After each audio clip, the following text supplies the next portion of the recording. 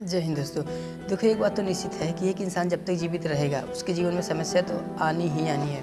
कोई भी इंसान जो भी जीवित है उस सबके जीवन में प्रॉब्लम्स आती हैं, समस्या सबके जीवन में आती हैं। बट मैटर उस बात से करता है, फ़र्क उस बात से पड़ती है कि आप उस सिचुएशन से बाहर निकलने के लिए अपना कंपेयर किस इंसान से करते हैं। कोई भी सिचुएशन आपके सामने आ जाए, कोई भी प्रॉब्लम्स आपके सामने आ जा रहा है, अब उस प्रॉब्लम से बाहर निकलने के लिए आप अपना कंपेयर किस इंसान के साथ करते हैं, सबसे बड़ा मैटर इस बात से करता है। तो जिस इंसान से आप कंपेयर करते हो उसी इंसान की तरह आप भी रिएक्ट करते हो, ऐसी हरकतें करते हो, रिजल्ट आपको भी उसी इंसान की तरह मिलता है। मैं एक एग्जांपल देता हूँ। जैसे कि आजकल लोग देखो मूवी देखते हैं, मूवी में जब हीरो हीरोइन का ब्रेकअप होता है, हीरो क्या करता है उस टाइम, दोस्तों को इकट्ठा करके ड्रिंक करता है, अपना हुलिया ख़राब कर लेता है। ज़्यादातर मूवी में यही सब हम लोग देखते हैं और अपना कंपेयर उन्हीं सबसे करके जब भी हमारे पास ऐसा सिचुएशन आता है तो हम वैसा करते हैं, ड्रिंक करते हैं, नशा करते हैं, किसी भी चीज़ का अपना हुलिया ख़राब कर लेते हैं। तो इस तरह का हम लोग करते हैं दिखावे के लिए कि मेरे साथ भी ऐसा सिचुएशन हुआ है। उस सिचुएशन से बाहर निकलने के लिए हम भी ड्रिंक का सहारा लेते हैं, नशा का सहारा लेते हैं। हम वैसा देखते हैं, अपना कंपेयर उस इंसान से करते हैं। बट अगर हम अपना कंपेयर वहीं पे किसी ऐसे इंसान के साथ करें कि जो इंसान के साथ वही सिचुएशन आया तो बट कोई इंसान ना तो ड्रिंक किया ना किसी प्रकार का नशा किया, अपना फोकस किया, अपने मेहनत के ऊपर फोकस किया, अपने लक्ष्य पे फोकस किया और बहुत जीवन में आगे चला गया।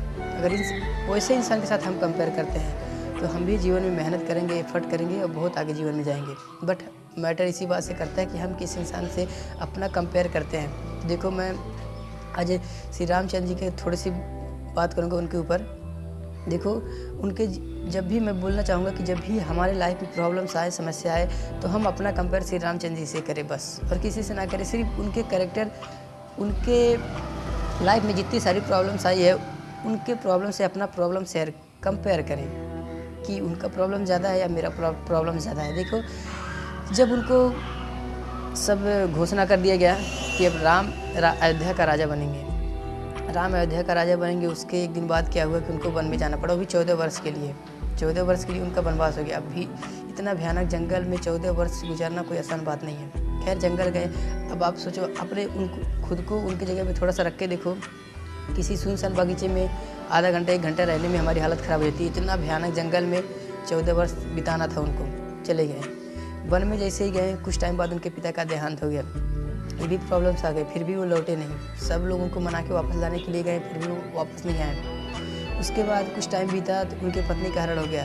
रावण आया, उनकी पत्नी को किडनैप करके ले गया, उठा के ले गया। ये समस्या आ गई।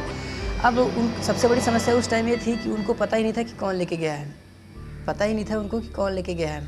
फिर किसी तरह से ढूंढे, महाराज जटायु से उनकी मुलाकात हुई, सारी बातें बताई कि इसी तरह उनको ले गया है, और आगे बढ़े। धीरे धीरे किसी तरह से मुश्किल से पता लगाया कि कौन ले गया है। जब ये पता चल गया कि लंका में रावण लेके गया है, पता चल गया, उसके बाद फिर एक समस्या आई कि इतना भयानक समुद्र है, उसको पार करना, किस तरह से पार किया जाए।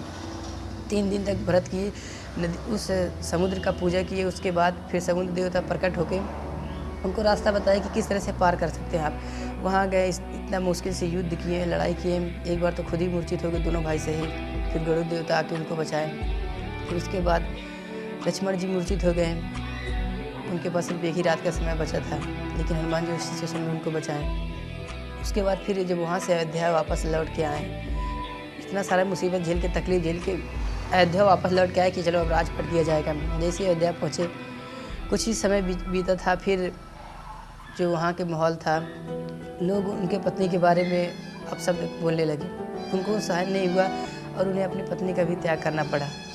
उनको वन में भेजना पड़ा, अपने पत्नी का त्याग करना पड़ा, जबकि उनको पक्का यकीन था, विश्वास था कि इनका कैरेक्टर सही है, सीता गंगा की तरह पवित्र है। फिर भी लोगों के कहने की वजह से, क्योंकि भाई वो राजा थे, वो नहीं चाहते कि उनके ऊपर किसी प्रकार का दाग धब्बा रहे, इसलिए उन्होंने त्याग किया सीता जी का, उनका त्याग कर दिया जंगल में।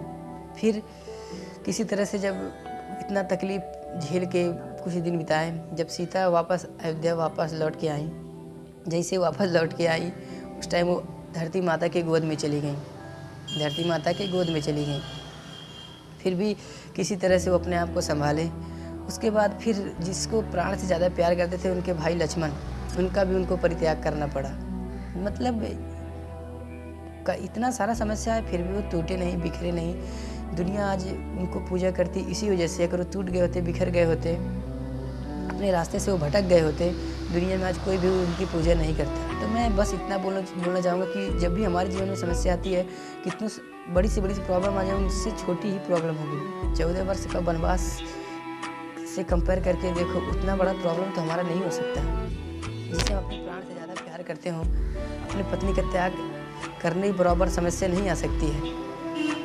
जिससे हम अपने प्राणों से ज़्यादा प्यार करते हैं, अपने भाई, उसका खुद परित्याग करना पड़े, इतना बड़ा प्रॉब्लम हमारे जीवन में नहीं आ सकता है। तो मैटर यही करता है कि हम अपने प्रॉब्लम, अपनी समस्या से बाहर निकलने के लिए हम किस इंसान से अपनी तुलना करते हैं, अपना कंपेयर किस इंसान के साथ हम करते हैं, वहीं से हमें फ़र्क पड़ता है हमारे जीवन में। तो मैं बस इतना बोलूँगा कि हमारे जीवन में जब भी समस्या आए, अपना कंपेयर श्री रामचंद्र जी से करो। क्या उनके लाइफ में जितना प्रॉब्लम्स आए, जितना प्रॉब्लम थे, क्या मेरे जीवन में उतना प्रॉब्लम आ रहा है, उतना प्रॉब्लम है? अगर नहीं आ रहा, नहीं है, वो भी अपने मार्ग से कभी नहीं भटके, धर्म के मार्ग पे डटे रहे। आज सारी दुनिया उनकी पूजा करती है, अपने जीवन में वो सफल हुए। उसी प्रकार हम भी जितने भी प्रॉब्लम्स आए, उन सबको फेस करना पड़ेगा। अगर हम भी अपना मार्ग भटक जाएंगे, अपना रास्ता छोड़ देंगे, तो हम भी जीवन में सफल नहीं हो पाएंगे। हमें भी अपने रास्ते पे डटे रहना पड़ेगा, उसी रास्ते पे उसी एनर्जी के साथ, उसी हिम्मत के साथ डटे रहना पड़ेगा, देन जाके हम भी जीवन में सफल हो पाएंगे। तो मैं बस इतना बोलना चाहूँगा कि जीवन में जब भी प्रॉब्लम्स आए, अपना कंपेयर हमेशा सक्सेस पर्सन से करो, कभी भी लोअर पर्सन से मत करो।